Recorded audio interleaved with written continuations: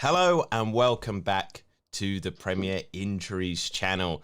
Today we're building up just before Gameweek 10's deadline, so you're here to hear the most up-to-date injury information. You can ask us other questions as well, a bit of analysis from me in terms of data. You can ask analysis from Ben as well. He's got his very differential outputs. But before we start, just remember to hit that subscribe button, like and comment, because we're live, so you can ask us anything. You can ask us anything. Like, you can say, what have we had for breakfast, or anything silly like that. But also, if so and so is injured or not. So yeah, just before we get started as well, how are you doing today, Ben? You excited for Game Week 10? Always excited when we approach deadline. Really looking forward to Game Week 10. Had a solid game week last week, as probably most did. Certainly once I captained Mo Salah. Does his form, and what he's producing at the minute, I don't know. Let's hear people's opinion in the comment boxes. Does it spoil the game a little bit in the fact that we know that he's, most people are going to be captaining him. His effective ownership is through the roof, and whether we want to captain him or not, if you're bothered about that overall rank, you're almost getting sucked into playing a game that necessarily you don't want to be involved in, because if you don't, you're going to slip down the old league table there. Yeah, I mean, this is a point that we've got to at the moment. It's a little bit boring that we know week in, week out that basically Salah's going to be our captain, and then it's everybody else around him. There's a very strong template emerged, and it's kind of hard to jump off that. The fun one that we've had in the recent weeks is kind of the emergence of Phil Foden to kind of break that template a little bit, maybe switching people's attentions from others in the community. But yeah, it's got a little bit dry in one sense that it's Salah and then everything else is kind of after that. It was one of the things that used to be through the seasons that got you higher ranks, having that differential choice, kind of doing your due diligence, doing your research, and then finding, oh yeah, this guy, I think he'll do well this game week. And sometimes it worked out, sometimes it didn't, but that was part of the fun. The agony and the ecstasy of FPL should be like that. And I love Salah, and he's absolutely brilliant, but at the same time, somebody else come to the fore as well. But yeah, let's get to the questions. Geo Boys has said, morning FPL world, start Foster or Sanchez. I mean, for me, it's a difficult one, because obviously Sanchez is playing against Liverpool, and then Foster. Who Watford got today, Ben? Was it tomorrow? Watford are playing Southampton at home. Yeah. I mean, it's a really difficult one, because Watford are one of the worst defences in the league, but then obviously Brighton are going to get absolutely trounced by Liverpool. So go on, you jump in first then, Ben. I'm saying it's not a no-brainer, this. Hands down, 150,000 million %, Ben Foster. Look, you've got Watford on the back of that great result at Goodison Park. Look, forget about Claudio Ranieri's first game at Vicarage Road against Liverpool. They can do that to any team on the day. But also, Claudio Ranieri had only been, had a minimal amount of work on the training pitches. They're going to be absolutely buzzing. We know Watford produce their best performances at home. Southampton, their one hope of a goal scorer this season so far has been that Armando Broja. He's ruled out of the game. So we're looking at potentially maybe Nathan Redmond or I suspect it would be Shea Adams, Adam Armstrong. Form's been a little bit inconsistent. We've touched upon that conversion rate for him. And look, anybody coming up against a Liverpool team in the current form, and also Mo Salah, who could probably beat most teams by himself the way he's playing. Look, even if Watford don't keep a clean sheet, I wouldn't expect Southampton to score more than one. Yes, I have James Ward-Prowse back, but the potential there for Liverpool is to easily run away with a 3-4-5. So look, for me, hands down, Benny Boy. Yeah, and when you kind of go into data as well, Southampton have been underperforming their XG all through the season. They shoot a lot, especially Armstrong, and that could give Foster some save points as well. So maybe if he doesn't necessarily keep the clean sheet, which I think is more than likely, Southampton have not been very good in front of goal. Now that Brozier, who actually has a tendency to overperform XG, really good at getting those shots on target and getting them into the back of the net, all of a sudden, he's injured again. He's injured and he's not in the side again. He's only played 2, but I think he made the team a lot better. Now they've lost that little bit of steel. So yeah, I think you're right in that sense. The problem for me is I don't have that choice. I got Sanchez. In terms of FPL, I do have that choice, so I will be going with that one. But in terms of like other, so we do fan team as well. I don't know if people watching today do fan team, but on that I've got still Freddie Woodman on my bench, and I don't really want to do a goalkeeper transfer, so I'm just stuck with the Sanchez one. Jacob Adams has gone on to ask -4 for Azpilicueta to Chilwell.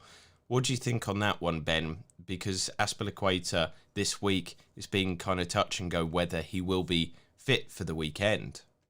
Look, my thoughts on taking a hit, especially in this current climate, COVID, illness, high injury and illness incidents throughout.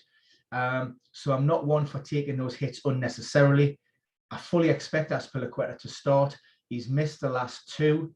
And for me, he's fully refreshed. There was an issue with his shoulder, awkward landing in training, but he has been with the squad working without any problems for the last 2 days, Thursday and Friday. And therefore, there's a couple of ways of looking at it, I suppose. As a short-term punt, most definitely not, because like I say, we see Azpilicueta starting, and Chilwell I think will start, but he almost needs a goal or an assist and bonus points just to make up that 4-point hit and make it a worthwhile transfer. If you're looking at medium to long term, how many games is Azpilicueta actually going to miss? Not many, I suggest. He's always in and around that first 11 when fully fit. So look, it's just not something that I would advocate on. Maybe a decision down the line, if you've got a free transfer to roll over, then yes, I think Chilwell's a good upgrade, given the fact that the current form he's in, what he offers in terms of an offensive output. But I don't think Marcus Alonso's a bad punt either. So look, you could see Thomas Tuchel still flip-flopping between the 2 players as well. So I don't necessarily see Ben Chilwell is nailed down for every single Premier League game. We have European competition as well. So, it's a difficult one, but certainly not for this game week for me. Yes, it's not one that I would make either for, a lot of the reasons that you said. First of all, -4, if that's for a long-term thing, you'd say yes, but then why would you take out Azpilicueta this week when he probably will start? And I would keep that transfer. You're taking out somebody who's definitely starting. Chilwell has a higher ceiling, but you're taking a -4 hit for somebody that's playing in the same team, same game, also has a particularly high ceiling, because Azpilicueta is quite good at the assists. And long term as well, I have the same concerns as you. I think first and foremost, Azpilicueta is the captain of the club. He's more than likely to play most of the games, whereas Chilwell still has that Alonso lingering problem that they could be switched between the two, because they're both fantastic, the both of them. So I think it's a concern that I would rather do without. Rudiger and Azpilicueta are kind of ones that won't really lose their place too much, because they're just so important to the team, and nobody else does what they do. It's kind of others around them. Jandre Botes says, good day. Gia Boys has another, I don't know if it's a question or a statement, but Salah to AFCON. This is going to really shape up. I guess maybe he's kind of talking in reference to the captaincy point. And yeah, I guess Salah, when he goes to the African Cup of Nations, that'll be the time when we really reconsider our teams. we're going to make a video on that as well, kind of a standalone one to guide people what to do with the AFCON situation. But just quickly on it, Ben, how many games is somebody like Salah likely to miss?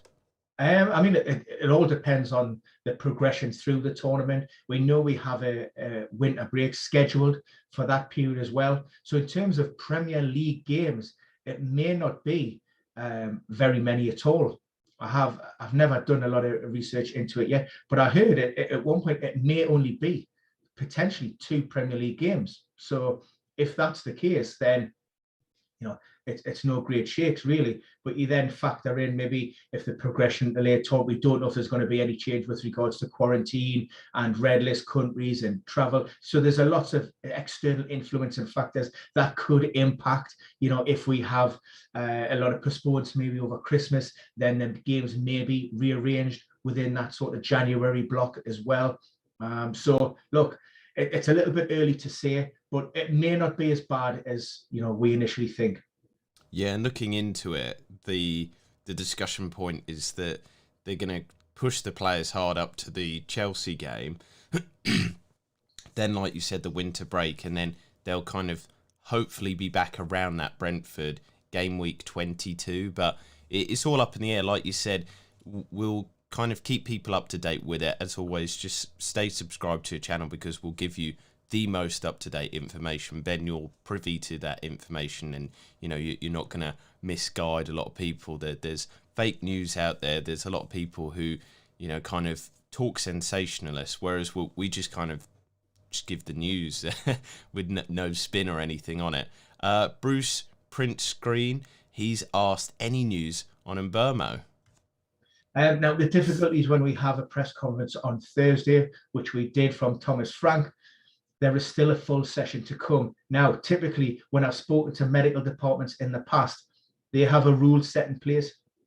If you can't take part in a full session, their last session, then you won't be considered for the game. And of course, Ethan Pinnock and Bruyne Mbeumo still had one full session to go. Now, a couple of things to take on board. Thomas Frank said that both players had a good chance of being available. However, Mbeumo in particular, it's a hamstring problem. We've discussed it before. High injury, high recurrence, high re-injury rates, ones that you cannot really take a chance on, because if you do and a player suffers a setback, then you're talking potentially weeks to months. So, like I say, a good chance, but your caveat on that is we'll have to see how he comes through that final session, and also if there's been any kind of reaction overnight, because of course Bruyne Mbeumo hasn't done anything more or less for the last 5 to 6 days. So based on manager's comments, you have to say yes, but based on what we know and the history of just of the player and the injury itself, I'd be a little bit guarded, and he'd be one of those players that I'd be worried about if he did start maybe going past maybe 60 or 70 minutes, because fatigue will impact on that, and he'd probably be one of the first players that Thomas Frank would look to bring off. John Dre Bottes has asked or given us another message here, and he said, I own Mbeumo and Raphinha. Please give me good news. Should I start both? Oh, sorry, should both start?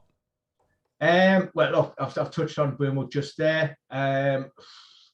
Look, I'm going to go with Thomas Frank and say, look, that there is a good chance.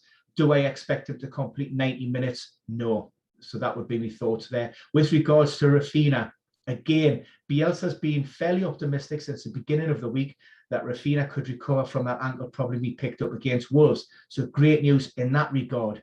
On Friday, he said it was likely that he would be available. Again, Leeds have a final session on Saturday, so we won't know for sure. But look, if Raphinha is anywhere near 80-90% fit, he starts. Again, the concern would be how many minutes does he actually play? We've seen earlier in the campaign when he was carrying that hip issue, he was getting brought off in and around that 65 to 70 minute mark. And later this week, we're going to be doing an analysis on Leeds, but maybe controversially, we'll throw it out here. Why do we want Leeds assets at the moment? There's a lot of data that we've kind of gone through, me and Ben, looking at the fact that the team aren't what they once were, and maybe we're kind of living off past glories in one sense, that they're just not looking that good at the moment. The data's not there. And as much as I personally love Raphinha, I've had him in my team for a long time, the patience is kind of wearing thin because they've got a few problems in terms of injuries, in terms of play style as well. It's just not working for them. And so maybe the question is soon, not should we be starting Raphinha, but should we have him in our teams? Savil Ahmed has asked, any news on El Yunusi? El Yunusi, so for those that don't know, El Yunusi's been carrying a hand or thumb ligament issue for the past few weeks. He had surgery scheduled for Monday, which is why he missed out in the Carabao Cup. He has returned to the training pitches. Ralph Hasenhüttl said he should be okay, he should be involved. It could mean that El Yunusi is wearing a brace to protect that thumb for playing. Whether he actually starts or not and risks from the beginning, that would be the worry. When I looked at my predicted lineups this week, I actually took El Yunusi out of that starting 11 and had him on the bench. So I did have him in the matchday squad, but out of that starting 11. Just, it's a difficult one. Look, like I say, he's had surgery. And the last thing you want to do is have a problem, an awkward landing, a fall, which causes that problem, to require further intervention. So, look, tough one. I'm saying no, just merely on the fact that we're talking about a 5-day turnaround from surgery, regardless of however minor it was. Let's move it to Neil Shah's question. He says, hey, Ben and Jason, good to have another deadline stream after last week's Friday deadline. It's great to be back. We love doing these because, obviously through the week we have no kind of back and forth interaction. We obviously answer people's questions, and a lot of our content is shaped by what you want as well. So with your messages, tweets, whatever, we do listen. We do we do allow that to shape our opinions. We're not kind of blinkered. So yeah, it was a bit sad to not have one last week, but just time was not on our side. It was absolutely hectic. But Neil Shaw also has a question. Any news on Brentford? Does Pinnock start? So obviously we've covered Mbermo, and people can kind of rewind the stream if they want to listen to that, because you've covered it a couple of times now, Ben. But with Pinnock, it's an interesting one because the team are now going into a really good run.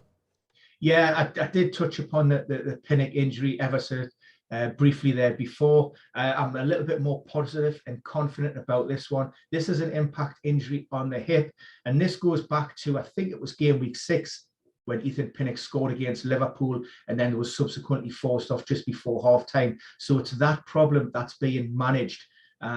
So with that regard, look, I think Thomas Frank was fairly optimistic that he would be back. Like I say, it's more of a pain management issue. Maybe get him through until the international break, and then he can ease back and rest and hopefully, be fully fit going into that festive fixture period. Neil's asked one final question. I mean, he's allowed to ask more than that if he wants. But do Vardy and Raphinha also start? You've covered Raphinha. So what about the Vardy situation, Ben? Absolutely no question. Return to full training. Of course, there was an underlying knee issue. We don't quite know what it was, but Brendan Rodgers said Jamie Vardy just wasn't moving as dynamically, as comfortably as he's seen him, and he was withdrawn as a precaution at Brentford. But he's been training. He's absolutely fine. He's fully fit. He's pivotal to that Leicester team, who are on the up. We've seen a change in fortunes, a change in philosophies, a change in their style and setup. And look, that makes Vardy a very good fantasy option, and fully expect him to start. Yeah, he's in my team at the moment. I'm very excited to watch him play because obviously the first game of the day, the first game of this game week, is Arsenal versus Leicester. And it's one of those situations, I'm sure you feel it quite often yourself, Ben. It's, I want Arsenal to win, obviously because they're my boys, but at the same time I do want Vardy to score and put in a good performance. That's the beauty of FPL. It kind of teaches you to not have such strong club alliances. Have you been there this season at all, Ben? Look, I'm a Newcastle supporter. Jesus Christ. Look, there's got to be some silver lining on the cloud. If Newcastle are going to get absolutely trounced every other week, then I want to make sure that I've got the opposition player who's banging in the goals or providing the assists or keeping the clean sheets. And look, when it comes to FPL, there is no loyalty in football. Yeah. I mean, it doesn't pay you back the loyalty. See, you might as well, kind of exploit the situation. Gia Boys just says, cheers, Ben. Cheers for tuning in. Fantastic to see you, Gia Boys. Mohammed Said said, should I do Benrahma for Foden for a -4? I mean, I love the Foden pick. I'm a bit annoyed that I don't have him this week. I don't have enough money to bring him in. And I didn't really want to do a sideways move of Grealish to him. I just thought I would do that and save one transfer. So I'll still have 2 for next game week. But for a -4, Ben, you hate taking hits. But he's a great long-term pick. And I think he's going to do so much better than Benrahma. Look, unbelievably, I've had this question so many times put to me on yesterday's Q&A with the Athletic and also on my timeline, various players all for this hit. And as a short-term punt, again, I'd always question, can you put your trust in Pep? So, that's the first question you've got to ask yourself, because yes, Phil Foden has been fantastic. His data has been brilliant. But as we've touched on many a time before, Ferran Torres was in a similar position. The way he started the campaign, underlying data was great. Pep was eulogizing over the young Spaniard. And before he suffered that setback playing for Spain, he was actually, out of that start 11. So that's always a risk.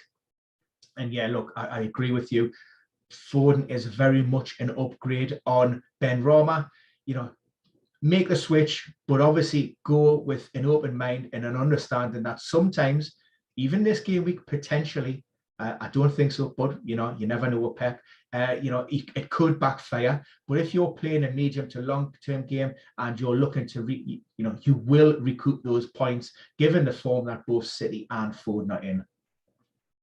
I mean, it's a really difficult one because I'm adverse to taking the hit just for those reasons that you've explained there. You don't know what Pep's going to do, and this was the other reason why I haven't personally taken Grealish out of my team and have kept with him, just because I'd kick myself if I got out Grealish after just getting him in on my wild card, and then he plays Foden. Foden doesn't, and I've just kind of wasted a free transfer. So for me, in my head, I'm kind of monitoring the situation. I might bring him in next game week. I might, double stack. I like the double stack idea of Grealish with Foden, because if somebody's gonna assist Foden, I think Grealish is more than likely to do it. He's just playing really well in terms of that creative role in that Man City team. They're both playing pretty damn well, and they're so cheap. A double stack on them is not out of the question. Paul Bean has the question, Ramsdale or Foster?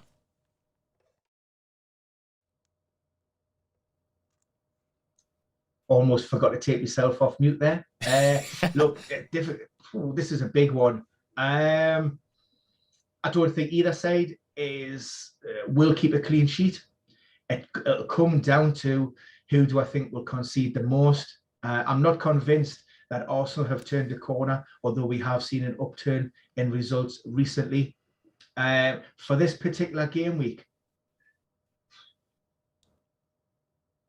I'm going to go with Foster again. Look, I haven't been a fan of Leicester all season, and I've made my thoughts and feeling very, very clear. But I have seen an improvement of late. I think that Manchester United result, I think that was the first time when Brendan Rodgers went back to basics, went back to how Leicester were playing earlier in the season. We've talked about the high press, the number, playing on that front foot, and that suits them a lot better, a lot more creative. With Vardy, you've got the threat. I really do like Leicester playing with 2 up there, and I would expect that to be Kelechi. Arsenal with issues at the back. We don't know about Ben White. We have concerns over Pablo Mari, who, could be a potential replacement. Rob Holding went off midweek, fatigue-related cramp. While he will be fit, is he going to be playing 90 minutes at, optimum level? and any chink in your arm, and Vardy's going to capitalise on that.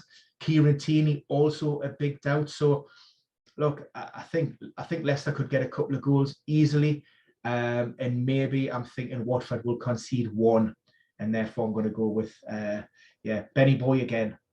Well, if he's one, he's obviously a big fan of the show and the channel as well. So why would I not go with Foster? Exactly. The thing is, as well, is I think the lure of a canteen dinner will be too much for the Watford boys. You know, we've heard from Claudio Ranieri. He said this week, and I think last week as well, if the Watford boys keep a clean sheet, then he's going to treat them to a canteen dinner. And, you know, what more do I need to say on that? But also with the two teams, Watford are playing a Southampton team that have underperformed XG by 4 goals, whereas Arsenal are playing a Leicester team that have overperformed XG by 4 goals. And like you said there, the main man, the reason for that is Jamie Vardy. And on his day, he just takes apart anybody and everybody. You know, he's not a flat track bully. He can do it against the best. He can do it against the worst. He's absolutely brilliant. And he's been back to his best this season. So I think Arsenal could concede a few goals with a few question marks over their situation. Vardy might be all the better for basically a week's worth of rest in terms of it. Kept him fresh, kept him good. So I think I totally agree with you. Foster's the better pick. And also just kind of data-wise as well, there's only a 2% difference between Arsenal and Watford in terms of likelihood of clean sheets. They're both pretty low. Arsenal at 25%, Watford at 23%. So Arsenal slightly more favoured, but this is probably a situation where the margins are so close, you just kind of have to go with your gut feeling and base it maybe on other externalities and factors, which I think we've reasonably sorted out. Continuing with that, Dublin Dan 2000 has asked, how's Brentford new keeper Fernandez? Any use, any idea? So we kind of covered that a little bit with our video midweek when we announced, or we talked about the announcement that he was injured. He's done well, Raya, but I don't have too much data on Fernandez is the problem, because obviously a lot of our data is Premier League focused and they came up from the Championship last season. So I don't have the kind of post-XG shot data to kind of see how good Fernandez is. But the positive will be is that Fernandez is a goalkeeper behind a fantastic defence. So I think he will still keep clean sheets. And we've seen that Brentford have been unlucky in the last weeks because they've come up against some of the best strike forces in the league with Chelsea and Liverpool. And I think, you know, even the XG data kind of proves that they've been unlucky. Whereas I think there'll be a regression to the mean or even a swing the other way now that they play some worse sides. So I think clean sheets will be absolutely fine himself. What do you think on that though, Ben? I mean, it is a little bit of an unknown. He is a risk. It will be his first start in the Premier League. Look, and players adapt to different environments better than others. The pressures of just being out there on the spotlight is probably something that Fernandez hasn't experienced to this extent up until this point. So we see how he handles that. Thomas Frank certainly speaks highly of the Spaniard. We wouldn't expect anything less. Thomas Frank talked about he's been at the club now for around about 3 months, so he understands the philosophies, he understands how Brentford play, and he's more, if it's to be believed, he's more than a capable understudy. And I've actually, to be honest, I've took a punt on him, bringing him in some formats with Raya actually ruled out. I've just done the straight swap and saved myself 0.1 million because ultimately, look, I do like that Brentford defence. That is fantastic, saving yourself 0.1. I mean, are you looking to invest that elsewhere? Well, to be honest, it would probably just go straight on it. I'll just upgrade onto a Salah with all that money in the bank. And just to give context to people as well, he was at La Liga last season. So, I mean, we can do a bit of a deep dive on that. But I think it's as much as muchness in terms of it. He's going to be playing behind a fantastic defence. I don't think he's going to be a bad goalkeeper because Brentford are one of the best people in terms of finding hidden gems, diamonds in the rough. I trust in their ability to find, a capable backup. So Peter Felice, we've already covered in Burmo. Azra Khan has asked, will KDB play? We're talking about Pep here, aren't we? Look, I looked at the predicted lineups. I think there will be changes from last weekend. One of those players to drop out, I think, will be Ilkay Gundogan. City made 9 changes in the Carabao Cup. Only 2 players started from that win at Brighton. One being Kyle Walker, who played 45 minutes. Gundogan played 90 minutes. And obviously he's coming off the back of an injury. So I suspect that's why Pep wanted to get minutes in his legs. But I don't think he will start him this weekend. And therefore, I think KDB will come back, maybe with Bernardo Silva on the other side. And of course, Rodri in that sort of holding shield role in midfield. I think it's interesting as well. We've talked about Leeds a little bit earlier, but I think Kevin De Bruyne is somebody that's just not been himself this season. Obviously, fitness has been faltering, but we talked about this at the Euros when he was asked to play even after a bad injury, and it seems like that hangover's still there. So at the moment, I'm reticent to kind of invest in KDB because I think, first of all, he's going to have his minutes managed, until he's fully fit. He has done well when he's come on the pitch, but he's just not been his old self where he's able to make up the link-up play. He's scored and assisted in a few of the games, but outside of that, the performances haven't been as good as usual. And that's not kind of saying he's a bad player. It's just he's so good that he's not up to his usual levels. I mean, over the next few months, especially with the tough fixture format in terms of Christmas coming up, I expect him, Ben, to be almost really managed very carefully. By his own admission, De Bruyne has come out and he said he hasn't been 100%. I think that ankle problem, ultimately, we've had a 2 or 3 month hangover from that. He's had a couple of setbacks, a stop-start season. But in the last couple of games, I think we've seen improvements. I think we've seen more like the Kevin De Bruyne of old. And that will maybe only continue to improve his output, the fitter and sharper that he becomes. Of course, in the past, we've always seen maybe De Bruyne as one of those players that is the first on the team sheet, almost undroppable for Pep. What we're seeing now is a player or a squad who are able to absorb the loss of Kevin De Bruyne without it affecting them too much.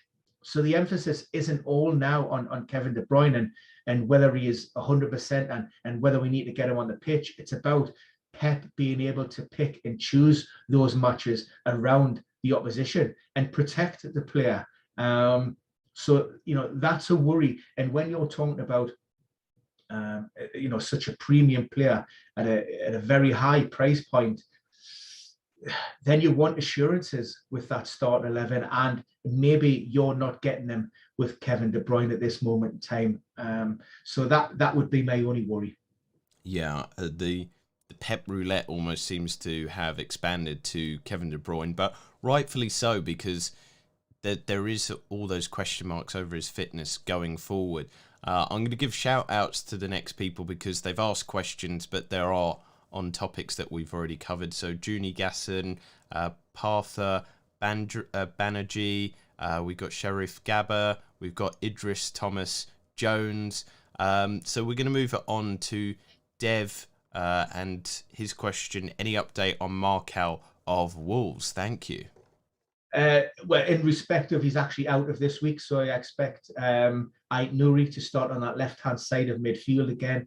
It's a calf problem that kept him out of the last game week. We've had no definitive timeline from Bruno Lage on when Markel can return. So at this moment, we just don't know, but he's definitely ruled out of game week 10. The next question is on Reece James, Ben. Surya has asked, what do we do with him? Start him, bench him, sell him for Chilwell? look, I know there's a lot of love for Reece James, and when he starts and when he plays, he's a guy that often produces. But even this week, for example, I've probably went against the grain, and I've actually put Reece James on the bench in terms of a lineup. I think he started the last couple. I don't think he would have started last week had Aspilicueta been fit. And of course, we have players back this week: Christensen, Thiago Silva, and Rudiger potentially as a back three, and Aspilicueta on the right hand side of that four. So it's difficult. I mean, look, there is a lot to like, but again, I'm looking at trying to minimize risk, and I want players who I know more often than not are going to start. I just don't get that with Reece James. I just think there are 2 or 3 players. If you want to throw Hudson-Odoi maybe even into the mix, then potentially somebody's got to have to miss out. What are we gonna? For me, I think it's Reece James this week. Yeah. Let's move it to Lene's question. Transferring Chilwell or Foden? For me, there's an obvious choice, but it's just because it's more fun. But go on, Ben. You start us off. Who would I go for on form? I think it's got to be Foden. You need to capitalise on this hot streak and hope that Pep does what he should do and actually start Phil Foden. I like Ben Chilwell. Great, has some great attacking returns. Chelsea got some nice fit. Everybody seems to be steaming into Chelsea this week. That I think they're going to come to St James's Park, and I think that Chelsea think that Chilwell thinks he's going to score. Yeah, I tell you what, it'll be a tough game up here for Chelsea. I don't necessarily see Newcastle winning, but I don't see them walking away with it like they did against Norwich. Confidence will be fragile. Off the field, massive changes. On the field, not necessarily so much. But under Graham Jones, expect a team which is a little bit more tactically astute. There will be minor changes within the game. Even this week, for example, no day off for the Newcastle players. He said the first sort of 4 days was purely focused on Newcastle tactics, how you set up, how you manage the game, the style I want you to play. The final day, the last day and a half, was all focused on Chelsea. Now, I suspect, those types of intensive sessions and understanding of how you play and how the expectation of the opposition didn't necessarily go on to that extent under Steve Bruce. So under Graham Jones, you've got a meticulous coach who will leave no stone unturned. And of course, the players haven't had a day off. He said basically, if you get an extra day of training in preparation, then you're going to reap the rewards from that. Now, like I say, I think it'll be a tough game for Chelsea today. I don't think Newcastle will be easy to break down at all. Yeah, it's an interesting one with me looking at the underlying Chelsea data. Maybe this is something we should cover in another video as well. We're doing the Leeds one, but I haven't been too impressed with their underlying data of late. Attacking wise, they haven't been great, but they've also lost half an XG defensively per game in terms of XG conceded. So we shall see. They've heavily overperformed, and they're an elite defence with fantastic players. Mendy's got them out of quite a few situations. The question is, can they keep that up over the course of the season? Logic would say they must at some point have some sort of regression, especially when Mendy goes off to the African Cup of Nations. But in terms of it, Newcastle might nick a goal. Wilson back, Sam Maxim looking in good form, and it is that psychological factor as well. It's not quite a new manager bounce, but it's a new owner bounce. It's a new situation bounce, and the club is feeling more like a club again. I kind of peruse the Newcastle fan discussion boards, and they've been saying, some of the new things that are going on at the club are kind of filling them with hope that this is a true change for the better at the club. Say what you will about the other stuff, but this is kind of fans talking with their opinions that they feel that they've almost got their club back. Moving it to the next question from Beric. He says, would you keep Sarr or transfer in Mbeumo? For me, keep Sarr because you don't know if Mbeumo will start or if he'll play the full 90. I think you'd agree on that one, Ben. Yeah, 100%, no question.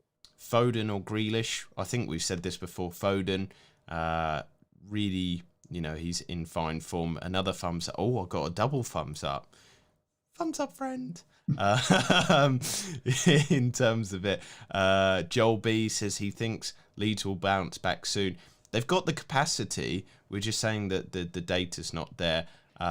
Ismail Fazi has said, does Aspilicueta start? I think we've covered that. Play El Yunusi, we've covered that as well. Well, would you play El Yunusi or Livramento? I would play Livramento even with kind of El Yunusi. He's been in fantastic form. Out of the last 6 game weeks, Livramento's either had a clean sheet or a goal/assist in 5 out of 6. So he's in fine form. Brilliant kind of pick, especially at his price point as well. And like we've kind of said with a few of these situations here, Southampton do have a possibility of getting on the scoreboard against Watford, and you'd back Livramento to have some sort of involvement with that because he has been so involved with the team. I don't know if you want to add anything to that, Ben, or no, I'm with you on Livramento. Livramento owner, very happy. It'll be a tough game at Vicarage Road, but I would put him ahead of El Yunusi, who I think has question marks over whether he'll start or not.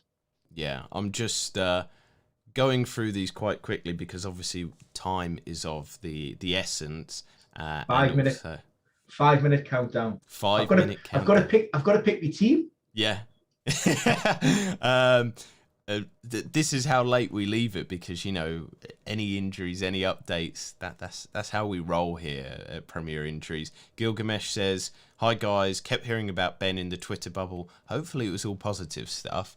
And as soon as I saw the channel, I'm subbed. Is Son a good move for against Manchester United? He's asked though. They've been awful of late. And this is one of the things that stopped me getting Son in this week, is because they have been awful of late.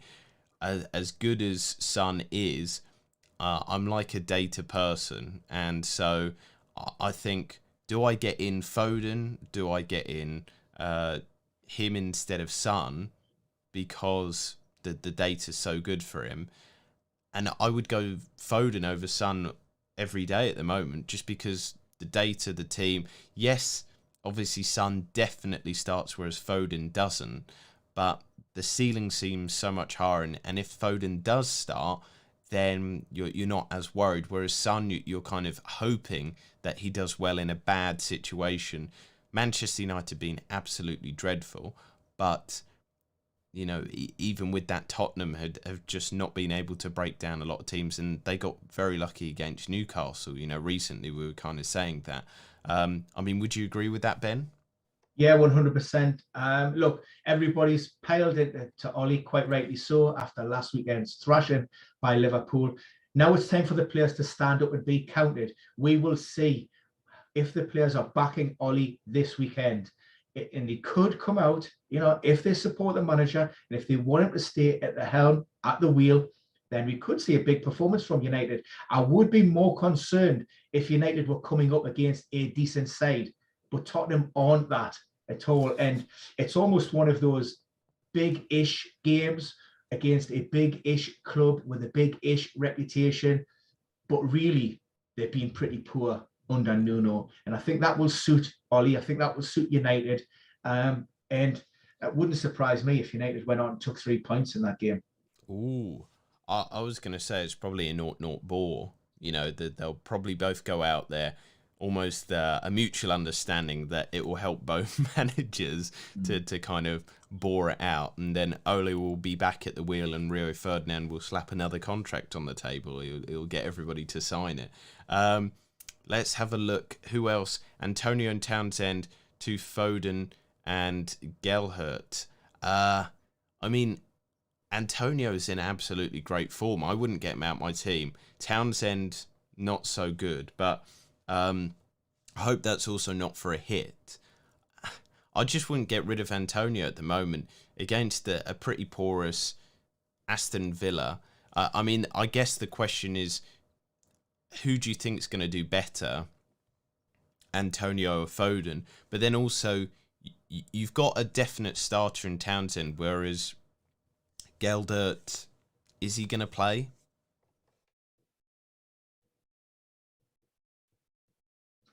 Was, was that a question to me, Jay? Yeah, it's kind of throwing it out there. Look, do I think he's going to? Well, certainly not when Bamford's back. And one for the future, lots of potential. I'm not comfortable with that move, in all honesty. Antonio's in great form. He's been managed in between games. We've seen West Ham beat Manchester City on a penalty shootout in the Carabao Cup this week. Antonio was omitted from the squad altogether. He hasn't been featuring in the Europa League as well. So that shows where David Moyes' priorities firmly lie in with regards to Antonio, and that's the Premier League. And, they reap the rewards for being protected from game week to game week. So I'm going to try and get through these as quickly as possible. D. Stephen says, need to swap Martinez, but who to get that's better? Already have Sanchez, but Ovs can't play him against Liverpool. I wouldn't have two goalkeepers in your team. Like, just get Foster. Have a 4.0. He's a starter. He's good, but you've got a lot of money kind of tied up in two good goalkeepers that you could put in a more interesting defender who might score points in terms of goals. But if you want a 4.5, maybe get the new Brentford goalkeeper. He's 4.5. He's cheap, and he will be starting. Steve from New Zealand. Hi from New Zealand. Should I be starting Mbeumo and who should I start between Mbeumo and Tony? Oh, he's got 1 minute. 1 minute. 1 minute 22 seconds to go, so we can do our teams. Mbeumo and Tony, because we know that he is 100% fit. Should I bring in Chilwell for Aspie? We've kind of covered that a little bit before. If you want to go back to that bit, play Sanchez. He got 4 against City. Save points potential for sure. There you go. Somebody, Gilgamesh, has kind of jumped in. Should I start Henry, Brentford, or Reguilon? I would go for Brentford. Brentford's Henry. Reguilon, Tottenham, just not looking good. Swapping Livra and Mbeumo. Mbeumo, a huge differential. Yeah, I think Mbeumo has that. He'll probably be back soon. He's just got a bit of an injury. So, probably bench him at his price point as well. Should I save a transfer this week and do Kane and Havertz to Son and Tony next week? I have Diaz instead of Chilwell this week. So, do you have any thoughts on that one, Ben? Yep. I'm not one for planning too far ahead. Let's see how it goes. I think there's nothing wrong in holding that transfer back for this game week. Reevaluate the next game week. Look, there's a lot of things that can happen in the space of 7 days. So that's the time. There you go. That is the timer. Look, I've got less than 11 minutes to do about 15 teams. Jesus. All right. Well, we're going to say, I hope that has been helpful for everybody. Apologies to people that didn't have their questions answered, but it does get pretty busy here. We try and fill out as much as possible with our answers as well. We don't want to give you like a half-assed answer. We want to give you full kind of disclosure, interest, and Ben kind of gives fantastic insights into, mechanisms, data, injuries. So make sure to subscribe to the channel. Give it this stream a like, give our videos a like. Make sure to share them as well around the community, because we want to give impartial information in terms of injuries. There's no other reasons why we do it. We just want to give the best sort of information. But for now, I'm going to wish you the best of luck. Hope you've not left your teams as late as us, and we will see you again through the weekend. We'll be doing little update videos, especially if there's any injuries, but also through next week, and we'll be back again for another broadcast. But for now, goodbye and